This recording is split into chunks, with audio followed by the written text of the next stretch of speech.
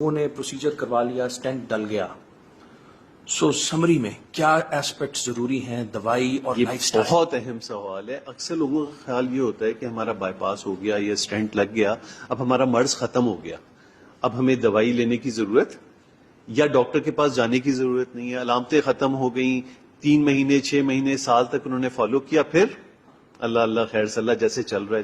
یہ مرض ساری زندگی آپ کے ساتھ رہے گا.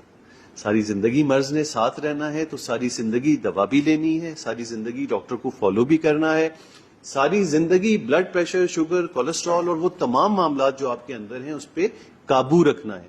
ورنہ یہ جو اسٹینٹ لگا ہے یہ تو ایک جگہ کو ٹھیک کیا ہے، پوری نالیاں موجود ہیں. مرض کہیں اور پہ بھی آ سکتا ہے اور اس اسٹینٹ میں بھی دوبارہ آ سکتا ہے. اسٹینٹ میں 100% یہ نہیں ہے کہ بالکل اس نے حل کر دیا.